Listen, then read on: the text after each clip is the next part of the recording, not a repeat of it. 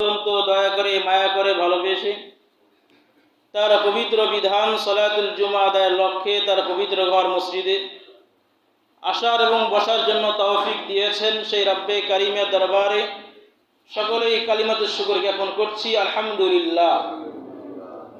দরুদ পাঠ করছি বিশ্ব মানবতার মুক্তির দূত সাইয়্যিদুল মুরসালিন খাতামুন নবীন নবী রহমাতাল লিল আলামিনের উপর। সবাই পাঠ করছি অন্তরের অন্তঃস্থল থেকে সাল্লাল্লাহু আলাইহি ওয়াসাল্লাম।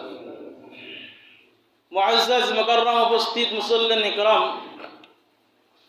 বিগত 2 জুমা ধরে আলোচনা চলতেছিল পিতামাতার গুরুত্ব প্রসঙ্গে। আল্লাহ রাব্বুল আলামিন যদি তৌফিক দান করেন ইনশাআল্লাহ আজকে আলোচনা করা হবে পিতামাতার ব্যাপারে বা পিতামাতার প্রতি সন্তানের দায়িত্ব কয়টি এবং কি কি। কোরআন এবং বিশুদ্ধ হাদিসের মধ্যে পিতামাতার ব্যাপারে সন্তানের উপর দায়িত্ব, কর্তব্য, জিম্মাদারি কি কি এগুলো বিক্ষিপ্ত আকারে আছে।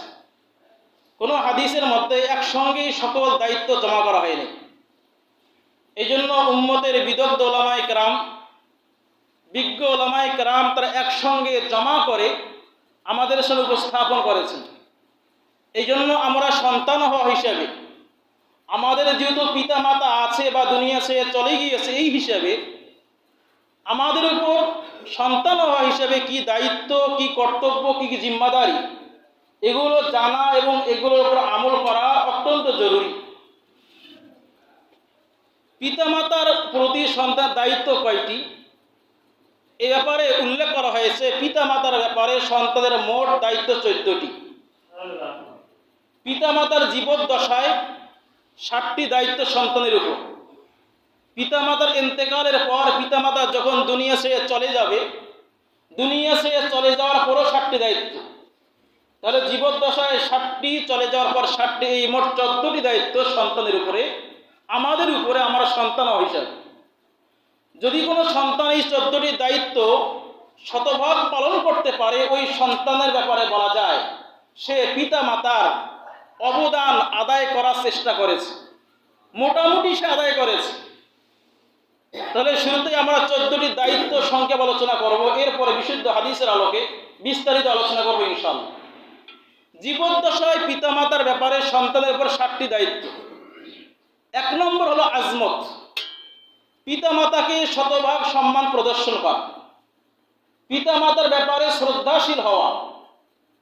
2 নম্বর মুহাব্বত, পিতামাতাকে শতভাগ মুহাব্বত করা, ভালোবাসা। 3 নম্বর ইতাআত, পিতামাতার শতভাগ অনুগত্য করা শরঈ বিষয়ে, বৈধ বিষয়ে, জায়েজ বিষয়ে। 1 নম্বর সম্মান প্রদর্শন, 2 নম্বর শতভাগ মুহাব্বত, ভালোবাসা, 3 নম্বর ইতাআত, অনুসরণ, 4 নম্বর খিদমত, পিতামাতার সেবা করা, 5 নম্বর রফে হাজাত, পিতামাতার প্রয়োজনগুলো, পিতামাতার জরুরতগুলো তাদের কাছে গিয়ে জিজ্ঞাসা করে পূর্ণ করে দাও, আদায় করা। 6 নম্বর ফিকরে রাহাত, পিতামাতার আরামের ব্যবস্থা করা। আমি যেখানেই থাকি না কেন পিতামাতার খোঁজ নিয়ে, পিতামাতা কষ্টে আছে কি না, কোনো অসুবিধা আছে কি না, খোঁজ খবর নিয়ে তাদের শান্তির ফিকির করা, আরামের ফিকির করা। 7 নম্বর গাহাগা উনকি জিয়ারত আর মোলাকাত, আমি যেখানেই থাকি না কেন মাঝে মাঝে, ঘন ঘন পিতামাতার কাছে এসে সাক্ষাৎ করা, তাদের জিয়ারত করা। এই হলো জীবদ্দশায় মোট 60টি দায়িত্ব। 1 নম্বর শ্রদ্ধাশীল হওয়া, 2 নম্বর শতভাগ ভালোবাসা, 3 নম্বর ইতাআত, অনুসরণ করা, 4 নম্বর খিদমত, পিতামাতার খিদমত করা, 5 নম্বর রফে হাজাত, পিতামাতার প্রয়োজন পূর্ণ করা, 6 নম্বর ফিকরে রাহাত, পিতামাতার শান্তির ব্যবস্থা করা, 7 নম্বর গাহগা উনকি জিয়ারত আর মোলাকাত, ঘন ঘন দূরে থাকলে ঘন ঘন তাদের কাছে এসে তাদের সাক্ষাৎ করা, তাদের জিয়ারত করা, তাদের দোয়া নেওয়া। এই হলো পিতামাতার জীবদ্দশায় আমাদের উপরে 60টি দায়িত্ব। আর যে মা বাবা দুনিয়া ছেড়ে চলে গিয়েছে, তাদের মৃত্যুর পরেও সন্তানের উপরে 60টি দায়িত্ব আছে। 1 নম্বর দায়িত্ব হলো দোয়ায়ে মাগফিরাত, পিতামাতার জন্য বেশি বেশি মাগফিরাতের দোয়া করা। আল্লাহর কাছে ক্ষমার জন্য আরজি করা, আবেদন পেশ করা। 2 নম্বর ইসালে সওয়াবে তাআত, নফল ইবাদত করে, চাই নফল নামাজ হোক, নফল রোজা হোক, কোরআনুল কারীমের তেলাওয়াত হোক, তাসবিহ তাহলিল হোক, দোয়া ও ইস্তিগফার হোক, যে কোনো নফল ইবাদত করে পিতা মাতার জন্য ইসালে সওয়াব পায়। তাহলে 1 নম্বর দোয়ায়ে মাগফিরাত, পিতা মাতার জন্য ক্ষমার দোয়া করা। 2 নম্বর নফল ইবাদত বান্দেগি করে পিতা মাতার জন্য ইসালে সওয়াব করা, সওয়াব রসানি করা। 3 নম্বর ইকরামে আহবাব ও আহলে করাবত, পিতা মাতার যত নিকট আত্মীয় স্বজন আছে, পিতা মাতার ভালোবাসার এবং ভালো লাগার যত ব্যক্তিবর্গ ছিল, এদেরকে সম্মান করা। কারণ যেহেতু তারা বন্ধু বান্ধব আমার পিতা মাতা যেভাবে আমাকে শ্রদ্ধাশীল, শ্রদ্ধার পাত্র, পিতা মাতার যে বন্ধু বান্ধবী ছিল এরাও আমার কাছে শ্রদ্ধাশীল, শ্রদ্ধার পাত্র। এই জন্য 3 নম্বর পিতা মাতা দুনিয়া ছেড়ে চলে যাওয়ার পরে 3 নম্বর দায়িত্ব হলো পিতা মাতার নিকট আত্মীয় যারা আছে, পিতা মাতার যত বন্ধু বান্ধব আছে, ভালোবাসার এবং ভালো লাগার ব্যক্তি যারা আছে, এদের সম্মান করা। 4 নম্বর হলো ইয়ানতে আহবাব ও আহলে কারাবত, পিতা মাতার বন্ধু বান্ধব আত্মীয় স্বজন যারা আছে এদের সাহায্য সহযোগিতা করা। যদি সংকটময় মুহূর্ত পার করে খোঁজ নিয়ে তাদের সংকট দূর করার ফিকির করা, অথবা সচ্ছল অবস্থায় থাকলে মাঝে মাঝে তাদের কাছে হাদিয়ে পৌঁছানো, উপর হুকুম দেওয়া।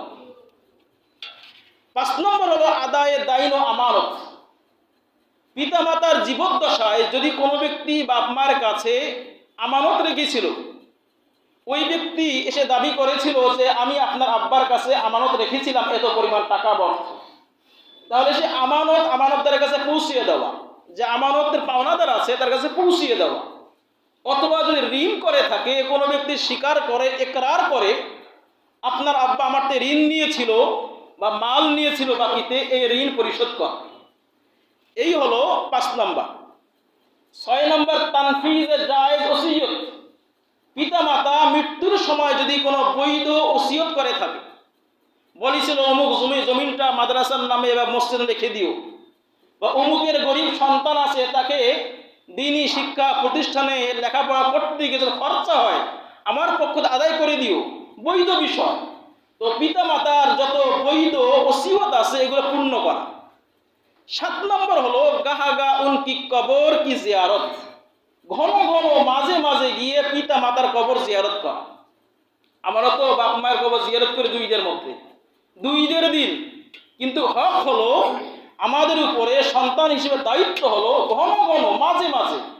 সবচেয়ে উত্তম পন্থা হলো শুক্রবার গেলাম, কবরের পাশে গেলাম, গিয়ে সূরা ইয়াসিন পাঠ করলাম, দোয়া করলাম, চলে আসলাম। আরও যদি সম্ভব হয় দৈনন্দিনে ফজর নামাজ পড়ে বাপ মায়ের কবরের পাশে গিয়ে সূরা ইয়াসিন পাঠ করে দোয়া করে চলে আসে। এই হলো ঘন ঘন পিতা মাতার কবর জিয়ারত করা। এই হলো পিতা মাতার মোট 14টি হক, জীবদ্দশায় 60টি হক, মৃত্যুর পরে 60টি হক, মোট 14টি হক। ওলামায়ে কেরাম বলেন যদি এই 14টি হক কোনো সন্তান হওয়া হিসেবে শতভাগ পালন করতে পারে, সেই সন্তানের ব্যাপারে বলা যায় ওই সন্তান মোটামুটি পিতা মাতার অবদান আদায় করার চেষ্টা করেছে।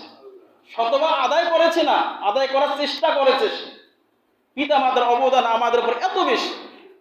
তো জীবদ্দশায় যে 60টি হক আছে তার মধ্যে প্রথম হক হলো আজমত। জীবদ্দশায় 60টি, 1 নম্বর কি আজমত, পিতা মাতার সম্মান প্রদর্শন করা, পিতা মাতাকে সম্মান করা। যতদিন জীবিত আছে, চাই বুড়া হোক বা ইয়ং হোক, সর্বদা তাদের সম্মান প্রদর্শন করা, কোনো অবস্থায় পিতা মাতার সাথে বেয়াদবি না করা। 2 নম্বর হলো মুহাব্বত, পিতা মাতাকে ভালোবাসা, মুহাব্বত করা। শ্রদ্ধাশীল হওয়া এবং মুহাব্বত করা উভয় এক জিনিস না। অনেক সময় মুহাব্বত থাকে, শ্রদ্ধা থাকে না। আবার অনেক ক্ষেত্রে শ্রদ্ধা থাকে, মুহাব্বত থাকে না। বন্ধু বন্ধুকে ভালোবাসে, তাহলে সেখানে ভালোবাসা আছে, ওখানে শ্রদ্ধা নাই। সমসাময়িক সমবয়সীরা একজন অপরকে ভালোবাসে, সেখানে ভালোবাসা আছে, মুহাব্বতে শ্রদ্ধা নাই। বড় যারা আছে ছোটদের মুহাব্বত করে ভালোবাসে, বাপ সন্তানকে ভালোবাসে, দাদা নানা নাতি পুতিকে ভালোবাসে, সেখানে সম্মান আছে, সেখানে স্নেহ আছে। ঠিক তদ্রূপভাবে অনেক ক্ষেত্রে সম্মান থাকে, বাহ্যিক সম্মান থাকে, রহমত বা মুহাব্বত ভালোবাসা থাকে না। দেখবেন অনেক সময় অফিসের বস যারা থাকে, অফিসের প্রধান যারা থাকে, এদেরকে কর্মচারীরা বাহ্যিক সম্মান প্রদর্শন করে, কিন্তু ওই বসের আচার আসলে খারাপ হয়ে যায়। বাহ্যিক সম্মান প্রদর্শন করলে তার গায়েব অবস্থায় তাকে গালিগুলোজ করে। আমরা বিগত সরকার আমলে দেখেছি, তার শাসন আমলে তাকে আমরা যথেষ্ট সম্মান প্রদর্শন করেছি, বাহ্যিক সম্মান প্রদর্শন, ক্ষমতাচ্যুত হয়েছে, গালিগুলুজ এর অভাব নাই। সম্মান বাহ্যিক ছিল, মহাব্বত ছিল না। ঠিক তদ্রূপভাবে সমাজের মধ্যে অনেক কেউ যে সন্ত্রাস থাকে, টাউট বাটপাট থেকে উদ্ভট কোনো ব্যক্তি থাকে, ফিতনাবাজ কোনো ব্যক্তি থাকে, তাকেও বাহ্যিকভাবে সম্মান করতে হয়, তার অনিষ্টতার ভয়ে তাকে সম্মান প্রদর্শন করতে হয়। কিন্তু ওখানে কি মহাব্বত আছে, ভালোবাসা আছে? না। তাকে সম্মান কেন করছি আমরা? তার অনিষ্টতা থেকে বাঁচার জন্য। কিন্তু পিতামাতার বিষয়টি একদমই ব্যতিক্রম। পিতামাতাকে সম্মান প্রদর্শনও করতে হবে, ভালোবাসতে হবে। তাহলে পিতামাতাকে ভালোবাসার সাথে সম্মান প্রদর্শন, সম্মানের সাথে ভালোবাসা।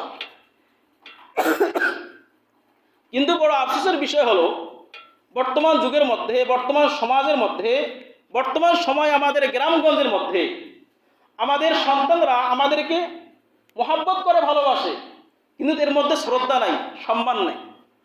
ছোট থেকে এর দায়ী, এর পিছনে দায়ী আমরাই। কেন? দেখবেন অনেক সন্তান এমন আছে, অধিকাংশ সন্তান এমন, ছোট থেকে বড় হচ্ছে পিতা মাতাকে তুই তোমার ডাক দেয়, বাপকে তুই না বললে মাকে তুই বলেই। মহাব্বত আছে, সম্মান প্রদর্শনই সেখানে। পিতা মাতাকে সম্মানও করতে হবে, মহাব্বতও করতে হবে। এই জন্য সন্তান যে নষ্ট না হয়, সন্তানের মধ্যে যেন পিতা মাতার ব্যাপারে বেয়াদবি না আসে, এর তালিম তরবিয়ত আমাকেই দিতে হবে, ছোটদের শিক্ষা দিতে হবে। পিতা মাতাকে তুই তোমারই বলা যাবে না। পিতা মাতাকে এমনকি ওলামায়ে কেরাম বলেন, পিতা মাতাকে তুমি এই সম্বোধন শিক্ষা না দেওয়া উচিত, আপনি শিক্ষা দেন। আপনি এর মধ্যে সম্মানও আছে, মহাব্বতও আছে। তাহলে পিতা মাতাকে মহাব্বতের সাথে সম্মান প্রদর্শন করতে হবে। সমসাময়িক একজন অপরজনকে ভালোবাসে কিন্তু সম্মান নাই, এইরকম মহাব্বত হবে না। আবার বলছিলাম, সম্মানের সাথে মহাব্বত করতে হবে। সুতরাং অফিসের বস বা অফিসে যারা আছে, কর্মচারী যারা আছে, তাদের প্রধানকে যারা শ্রদ্ধা করে, মহাব্বত করে না, এইরকম মহাব্বতেরও হবে না। মহাব্বত থাকতে হবে, শ্রদ্ধাও থাকতে হবে। দেখেন আল্লাহ রাব্বুল আলামিন কি বলছেন সূরা লোকমানের মধ্যে। আল্লাহ সুবহানাহু ওয়া তাআলা 14 নম্বর আয়াতে কারের মধ্যে এই নির্দেশনা দিয়েছেন। রব্বুল আলামিন বলছেন, ওয়া ওয়াসাইনাল ইনসানা বিওয়ালিদাইহি হামালাতহু উম্মুহু ওয়াহানান আলা ওয়াহানিন ওয়া ফিসালুহু ফি আমাইন। আল্লাহ রাব্বুল আলামিন বলছেন, আমি মানব জাতিকে নির্দেশ দিয়েছি তারা যেন তাদের পিতা মাতার সাথে সম্মানের আচরণ করে, তারা যেন পিতা মাতাকে মহাব্বতের সাথে, ভালোবাসার সাথে সম্মান প্রদর্শন করে। পিতা মাতাকে সম্মান কেন করব, মহাব্বত কেন করব, এর মানদণ্ড কি? আল্লাহ সুবহানাহু ওয়া তাআলা এটা উল্লেখ করেছেন, হামালাতহু উম্মুহু ওয়াহানান আলা ওয়াহানিন। পিতা মাতাকে ভালোবাসার সাথে সম্মান প্রদর্শন এই জন্যই করব, এক নম্বর কারণ হলো আমাদের যিনি মা, তিনি আমাদেরকে কষ্টের পর কষ্ট বরদাস্ত করে, সহ্য করে গর্ভধারণ করেছেন, গর্ভে ধারণ করেছেন। এক নম্বর কারণ। আপনি আমি যারা সুস্থ আছি, একটা আধা কেজি 1 কেজির ইটার বোঝা আমার কি 8 মাস 10 মাস পেটে বেঁধে চলতে পারবো? সম্ভব?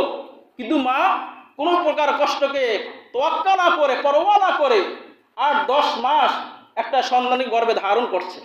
তাহলে পিতা মাতাকে ভালোবাসার সাথে সম্মান প্রদর্শন কেন করব? এক নম্বর আল্লাহ সুবহানাহু ওয়া তাআলা বললেন, হামালাতহু উম্মুহু ওয়াহানান আলা ওয়াহানিন। পিতা, আমাদের যিনি মা আছেন, তিনি তো সন্তানকে গর্ভে ধারণ করেছেন কষ্টের পর কষ্ট বরদাস্ত করে। 2 নম্বর আল্লাহ সুবহানাহু ওয়া তাআলা বলছেন, ওয়া ফিসালুহু ফি আমাইন। ওই মা লাগাতার 2 বছর পর্যন্ত ওই সন্তানকে দুধ খাওয়াইছেন। এই জন্য আল্লাহ সুবহানাহু ওয়া তাআলা বলছেন, আনিশকুরলি ওয়া লিওয়ালিদাই। শুধু আমার কৃতজ্ঞতা স্বীকার করলে হবে না, আনিশকুরলি, তুমি আমার শুকরিয়া জ্ঞাপন করো, তুমি আমার কৃতজ্ঞতা জ্ঞাপন করো। ওলি ওয়ালিদাই, সাথে সাথে তোমার যে মা আছে, তোমার বাবা আছে, তাদেরও শুকরিয়া জ্ঞাপন করো। যে কষ্ট সহ্য করেছে, শুকরিয়া আদায় না করে কোনো পথ নেই। তাদের সাথে বেয়াদবি করা তো দূরের কথা, তাদের অবাধ্য হওয়া তো দূরের কথা, তাদের শুকরিয়া জ্ঞাপন করা আল্লাহ সুবহানাহু ওয়া তাআলা ফরজ করে দিয়েছেন। নিজের ব্যাপারে নির্দেশ, আনিশকুরলি, তুমি আমার শুকরিয়া জ্ঞাপন করো। আল্লাহর আদেশ, তুমি আমার কৃতজ্ঞতা স্বীকার করো। 2 নম্বর, ওলি ওয়ালিদাইক, তোমার পিতা মাতারও শুকরিয়া জ্ঞাপন করো। কেন? শুকরিয়া জ্ঞাপন করবা না, নাফরমানি করবা। নাফরমানি করে তুমি কোথায় চলে যাবা? ইলাইয়াল মাসির।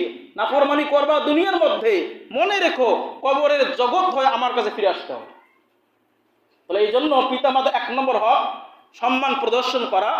2 নম্বর, মুহাব্বতের সাথে সম্মান প্রদর্শন করা। আমার যদি পিতা মাতার যে অবদান আছে, এই অবদানের ঋণ পরিশোধ করার জন্য নিজের গায়ের চামড়া কেটে জুতা বানিয়ে পিতা মাতাকে পরিধান করার জন্য দেয়, তারপরেও কি ঋণ পরিশোধ হবে? হবে না। এটাই তো নবী আলাইহিস সালাতু ওয়াস সালাম বলছেন, মুসলিম শরীফের হাদিস, সাইয়্যিদুনা আবু হুরায়রা রাদিয়াল্লাহু তাআলা থেকে বর্ণিত। আন আবি হুরায়রা রাদিয়াল্লাহু তাআলা আনহু আন্নাহু قال قال رسول الله صلى الله عليه وسلم لا يجزي ولد والدا إلا أن يجده مملوكا فيشتريه فيعتقه। নবী আলাইহিস সালাতু ওয়াস সালাম বলছেন, লা ইয়াজজি ওয়ালাদুন ওয়ালিদা, দুনিয়ার মধ্যে যত সন্তান আছে, কোন সন্তান পিতা মাতার অবদানের ঋণ পরিশোধ করতে পারবে না। তবে হ্যাঁ, ইল্লা আন ইয়াজিদাহু মামলুকান, যদি পিতা মাতা এমন হয় যে কারো গোলাম বান্দি হয়ে আছে, কারো দাস দাসী হয়ে আছে, তাহলে এমন অবস্থায় যদি ওই সন্তান ওই পিতা মাতাকে ক্রয় করে, ক্রয় করে আজাদ করে দেয়, স্বাধীন করে দেয়, তাহলে ওই সন্তানের ব্যাপারে বলা যায় কিছুটা সে ঋণ পরিশোধ করার চেষ্টা করেছে। তাহলে বুঝে আসে পিতা মাতার যে অবদান আমাদের উপরে, আমরা যে আজীবন ফিকিরি করি, চেষ্টা করি, তদবির করি, তারপরেও সেই পিতা মাতার ঋণ পরিশোধ করা আমাদের পক্ষে নয়, সম্ভব নয়। এই জন্য আল্লাহ সুবহানাহু ওয়া তাআলা বলছেন, এই জন্য আনিশকুরলি, তুমি আমারও শুকরিয়া আদায় করবে। আমার শুকরিয়া আদায় করতে হবে না, ওয়ালি ওয়ালিদাইক, তোমার পিতা মাতার শুকরিয়া আদায় করবে।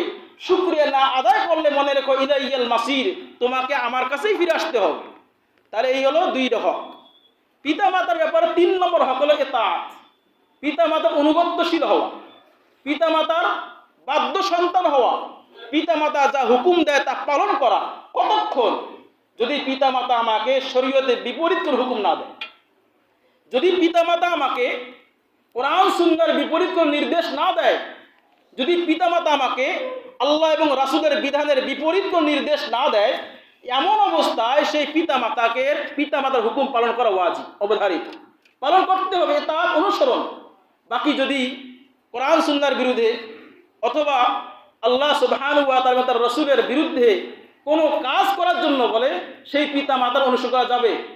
পিতা মাতা বলছে তুমি ঘুষ দিয়ে চাকরি নাও, চাকরি করা যাবে?